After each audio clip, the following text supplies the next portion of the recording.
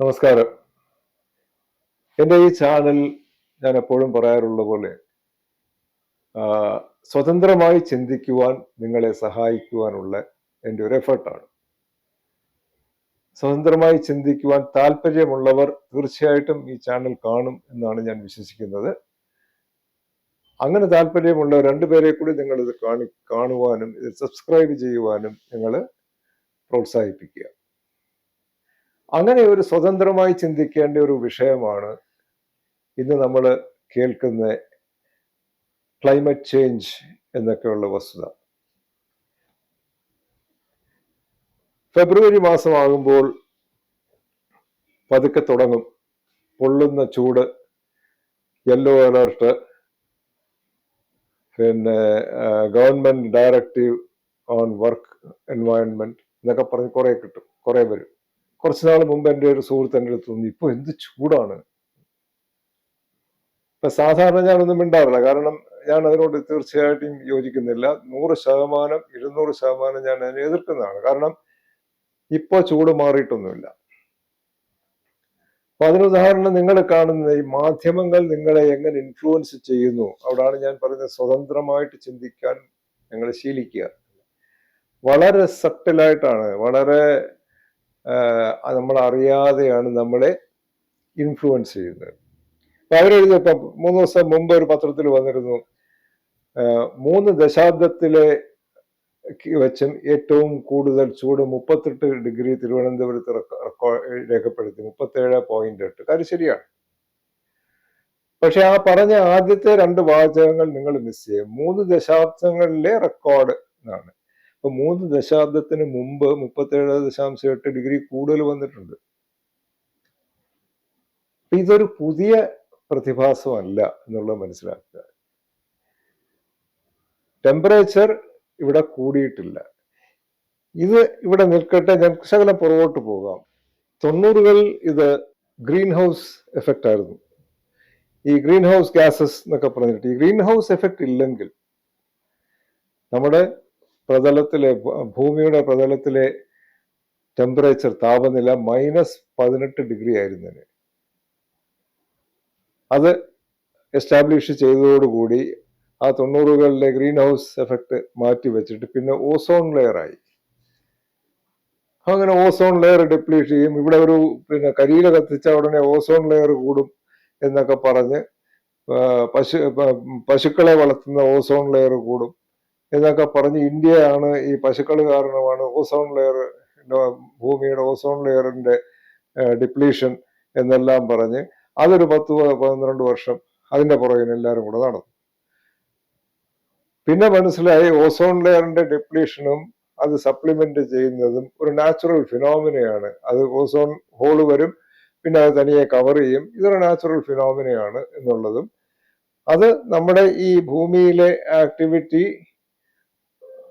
Impact ചെയ്യുന്നോണ്ടില്ല എന്ന് പറയുന്നില്ല, അതുകൊണ്ട് മാത്രമാണ് വരുന്നത് എന്നല്ല അവർ കണ്ടുപിടിച്ചു. അത് കഴിഞ്ഞ് ഇപ്പൊ ക്ലൈമറ്റ് ചേഞ്ച്. അവർ റോഡിൽ നടക്കുന്ന ആരെടുത്ത് പറഞ്ഞ മഴ വരുന്നത് ക്ലൈമറ്റ് ചേഞ്ച് ആണ്. ഈ ക്ലൈമറ്റ് ചേഞ്ച് എന്താണെന്ന് ചോദിച്ചാൽ ഈ പറയുന്നതെന്ന് അറിയില്ല. ഒരു കാര്യം മനസ്സിലാക്കുക, ഈ ഫെബ്രുവരി മാസത്തില് ഈ പതുക്കെ പത്രങ്ങളിൽ ഈ ചൂട്, പൊള്ളുന്ന ചൂട് എന്നൊക്കെ പറഞ്ഞ് വരുന്നത് ഫാൻ, AC മുതലായവ വിൽക്കുവാൻ വേണ്ടി ഒരു എൻവയൺമെന്റ് ഉണ്ടാക്കി കൊടുക്കുന്നതാണ്. അപ്പം ദീപസ്തംഭം മഹാശ്ചര്യം, എനിക്കും കിട്ടണം പണം എന്നുള്ളത് മലയാളിയുടെ ഒരു വലിയ ഒരു മോട്ടോ ആണ്. അതുപോലെ തന്നെ ചക്രവർത്തിയുടെ പുതിയ കുപ്പായം എന്നുള്ള ആ ഒരു പ്രവണതയും ഒരു മലയാളിയുടെ ഒരു വീക്ക്നെസ് ആണ്. 3 പേർ ഒന്നിച്ച് കുരവ ഇട്ട 4ാം വഴിയെ നിൽക്കുന്ന അവരും കുരവ ഇടും. ഊളന്മാരുടെ കൂട്ടാണ് മലയാളി. ഞാനും മലയാളിയാണ്, ഞാൻ വ്യത്യാസമൊന്നും പറയുന്നില്ല. ചിന്തിക്കുക. നമുക്ക് ദൈവം ആനിമൽസിനെക്കാട്ടിലും, മൃഗങ്ങളെക്കാട്ടിലും, ആനിമൽ കിങ്ഡത്തിനെക്കാട്ടിലും നമുക്ക് ബ്രെയിൻ തന്നിരിക്കുന്ന, ഡെവലപ്ഡ് ബ്രെയിൻ തന്നിരിക്കുന്ന ചിന്തിക്കുവാൻ വേണ്ടിയാണ്. ദൈവം ഇത് ചിന്തിക്കുക. ഇപ്പൊ പത്രങ്ങൾ ഇങ്ങനെ വിളിച്ച് പറയുകയാണ് പൊള്ളുന്ന ചൂടെന്ന് പറയുമ്പോഴത്തേക്കും നമ്മളും പോയിട്ട് പറയും പൊള്ളുന്നു ഇത്തിരി ചൂട് എന്ന് പറയും. പറഞ്ഞില്ലെങ്കിൽ എന്തോ മോശമാണെന്നുള്ളതാണ് നമ്മുടെ മനസ്സിലുള്ള. അങ്ങനൊന്നുമല്ല. കാര്യം മനസ്സിലാക്കുക. ഇവിടെ കഴിഞ്ഞ 75-80 വർഷമായിട്ട് ടെമ്പറേച്ചറിൽ മാറ്റങ്ങൾ വന്നിട്ടില്ല. നിങ്ങൾക്ക് സംശയമുണ്ടെങ്കിൽ ഒബ്സർവേറ്ററി ഉണ്ട്, അവരുടെ അടുത്ത് നിങ്ങൾക്ക് റൈറ്റ് ടു ഇൻഫർമേഷൻ വെച്ച് ചോദിക്കാം. കഴിഞ്ഞ 100 വർഷത്തില് മാക്സിമം ടെമ്പറേച്ചർ, മിനിമം ടെമ്പറേച്ചർ എത്രയായിരുന്നു, എത്ര മഴ പെയ്തിട്ടുണ്ട്, ആവറേജ് ഓരോ വർഷവും എത്ര മഴ പെയ്തിട്ടുണ്ട് ചോദിച്ചു കഴിഞ്ഞാൽ നിങ്ങൾക്ക് അതിന്റെ സ്റ്റാറ്റിസ്റ്റിക്സ് കിട്ടും. എൻ്റെ കയ്യിൽ 20 വർഷത്തെ സ്റ്റാറ്റിസ്റ്റിക്സ് ഉണ്ട്. അതുകൊണ്ടാണ് ഞാൻ പറയുന്നത്. ഇതിലൊന്നും വ്യത്യാസം വന്നിട്ടില്ല. നിങ്ങളെ ഇൻഫർമേഷന് അടിമയാക്കുക എന്നുള്ളതാണ് മാധ്യമങ്ങളുടെ ആവശ്യവും അവരുടെ അജണ്ടയും. അവരെ കുറ്റം പറയണ്ട, കാരണം അവർക്ക് സർവൈവ് ചെയ്യണം. പക്ഷെ അതിന് നമ്മൾ നിന്നു കൊടുക്കണമെന്നില്ല. നമുക്ക് നമ്മുടേതായ ഇൻഡിപെൻഡൻ്റ് ആയിട്ട് ചിന്തിക്കാൻ കഴിയും.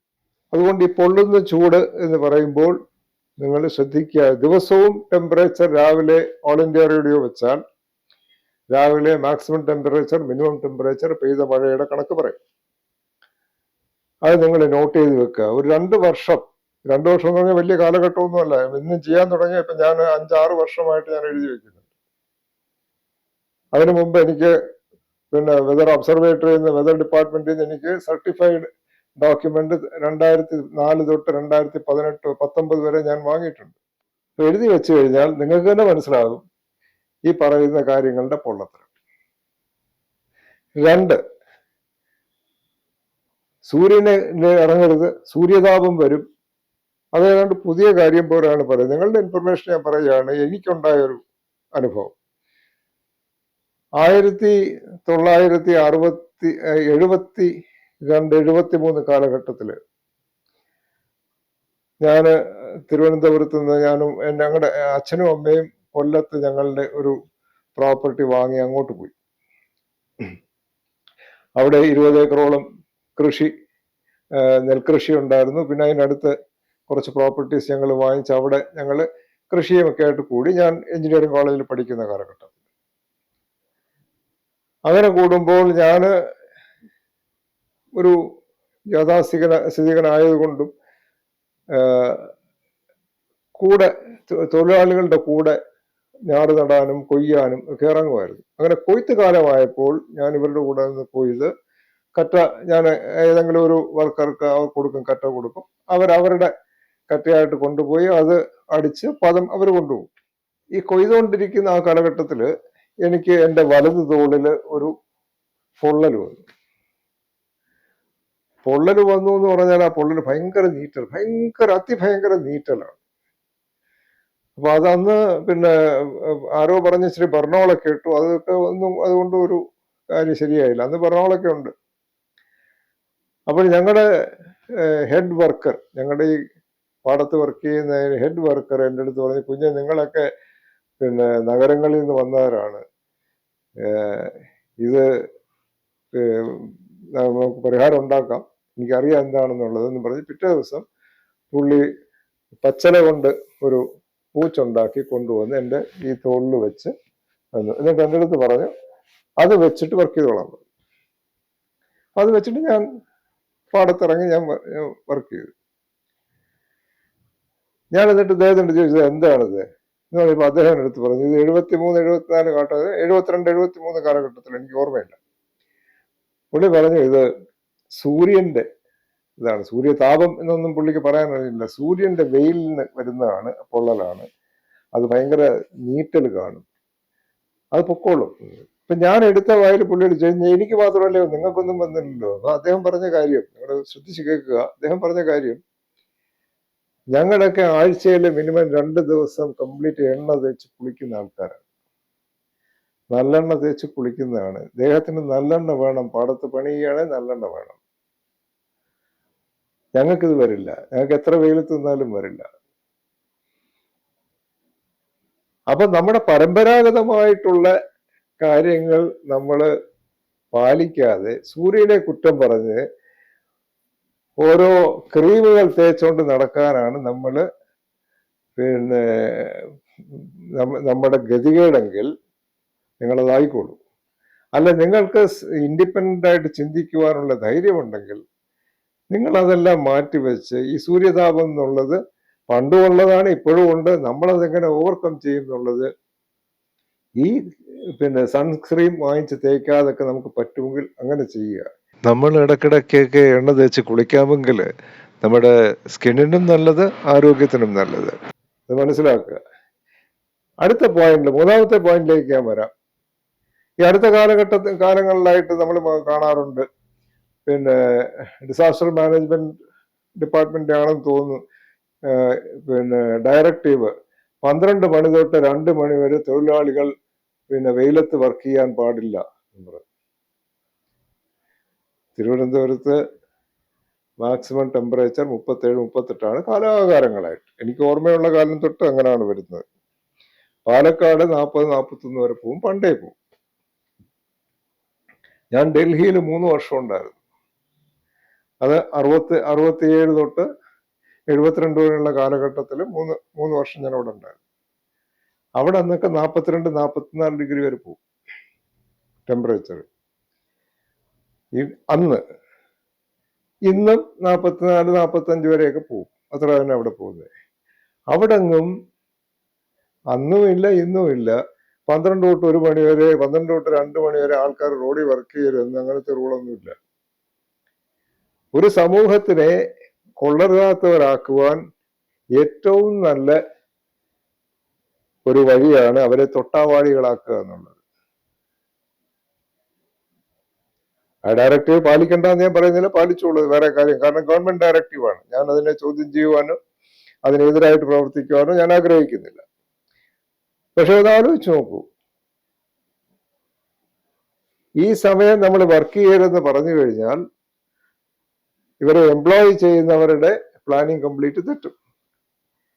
ഈ വർക്ക് ചെയ്യുന്നവര് ഒരു പ്രവണതയിലേക്ക് വീഴും.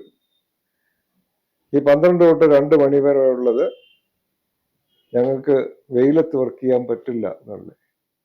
ഇപ്പൊ പറയും ഇപ്പോഴാണ് ടെമ്പറേച്ചർ കൂടിയില്ല. ടെമ്പറേച്ചർ ഇപ്പോഴും പഴയ പോലെ തന്നെയാണ്. ഒരു 2-3 ദശാബ്ദത്തിൽ ഒരു 0.5 ഡിഗ്രീസ് മറ്റോ കൂടിയെന്ന് വരാം. അതിലാകെ വരുന്നത് ഇപ്പൊ തിരുവനന്തപുരം നഗരം തന്നെ നോക്കിക്കഴിഞ്ഞാൽ 37 ഡിഗ്രി 36 ഡിഗ്രി നോർമലാണ് സമ്മറിൽ. മുമ്പ് ഇത് 10 മിനിറ്റ് സമയമായിരുന്നു ഈ ടെമ്പറേച്ചർ എത്തുന്നതെങ്കിൽ ഇപ്പോൾ അത് ആ വിൻഡോ 15 മിനിറ്റോ 20 മിനിറ്റോ ആയിട്ടുണ്ട്. കാരണം കാറ്റ് കുറഞ്ഞിട്ടുണ്ട്. എന്തുകൊണ്ടാണ് കാറ്റ് കുറയുന്നത്? എന്തുകൊണ്ടാണ് ഈ ചൂടിന്റെ വിൻഡോ കൂടുന്നത്? മൾട്ടി സ്റ്റോറി ബിൽഡിങ്സ് ഈ കൂടുതൽ വന്നിട്ടുണ്ട്. ആ ബിൽഡിങ്സ് ആണ്, അല്ലാതെ ക്ലൈമറ്റ് ചേഞ്ച് അല്ല വരുന്നത്. ക്ലൈമറ്റ് ചേഞ്ചിനെ, അഥവാ നിങ്ങൾ പറയുന്ന ക്ലൈമറ്റ് ചേഞ്ചിനെ അത് സ്വാധീനിക്കുന്ന ഏറ്റവും വലിയ വസ്തുത മൾട്ടി സ്റ്റോറേജ് ബിൽഡിങ്സ് ആണ്. കമേഴ്ഷ്യൽ ബിൽഡിങ്സ് ആകാം, അപ്പാർട്ട്മെന്റ് ബ്ലോക്സ് ആകാം. ഇതിങ്ങനെ കൂണ് പോലെ കിളിച്ച് വന്നു കഴിയുമ്പോൾ അത് ഈ ചൂട് പിടിച്ചിട്ട് ആ ചൂട് തിരിച്ച് അറ്റ്മോസ്ഫിയറിലേക്ക് വിടുമ്പോഴാണ് ആ വിൻഡോ കൂടുന്നത്. അപ്പൊ ആ വിൻഡോ ചിലപ്പോൾ നമ്മുടെ റീസൺസിലേക്ക് പോകണ്ട. പക്ഷെ ഈ വിൻഡോ എന്ന് പറയുന്നത് ചിലപ്പോൾ ഒന്ന് കൂടിയേക്കാം. പണ്ട് 10 മിനിറ്റ് ഉണ്ടായിരുന്നു, ഇപ്പൊ അരമണിക്കൂർ ആയേക്കാം. ഇല്ലാന്ന് ഞാൻ പറയുന്നില്ല. പക്ഷേ സൂര്യനിൽ നിൽക്കരുത്. സൂര്യനിൽ നിന്നാണ് നമുക്ക് ഒരുപാട് വൈറ്റമിൻസും എല്ലാം കിട്ടുക. വൈറ്റമിൻ ഡി കുറവാണെന്ന് പറഞ്ഞ് എത്ര പേർക്കാണ് ഇപ്പം വൈറ്റമിൻ ഡി സപ്ലിമെന്റ്സ് കൊടുക്കുന്നത്? വെയിലത്തിറങ്ങാഞ്ഞിട്ടാണ്. ഉടനെ പറയും പൊള്ളും, മുഖത്ത് പൊള്ളും. എണ്ണ തേക്കൂ. ഈ ക്രീം വാങ്ങിച്ച് തേക്കാതെ അതിന്റെ മെർക്കുറിയൊക്കെ നമ്മുടെ ദേഹത്ത് പോകുന്നതിന് പകരം നിങ്ങൾ എണ്ണ തേക്കും. അപ്പൊ ഈ കാലാവസ്ഥ സംബന്ധിച്ചിട്ടുള്ള ഏത് ടോപ്പിക് ആയാലും നിങ്ങൾ മാധ്യമങ്ങളിൽ, നമ്മുടെ മെയിൻ സ്ട്രീം മാധ്യമങ്ങളായാലും ശരി, സോഷ്യൽ മീഡിയ ആയാലും ശരി, നിങ്ങൾക്ക് കിട്ടുന്ന information take it with a pinch of salt, take it with a spoon of salt. നമ്മൾ നമ്മുടെ ട്രഡീഷണൽ മെത്തേഡ്സ് ഉപയോഗിച്ച് നമ്മൾ ജീവിക്കുകയാണെങ്കിൽ നമുക്കിതൊന്നും ഒരു പ്രശ്നമല്ല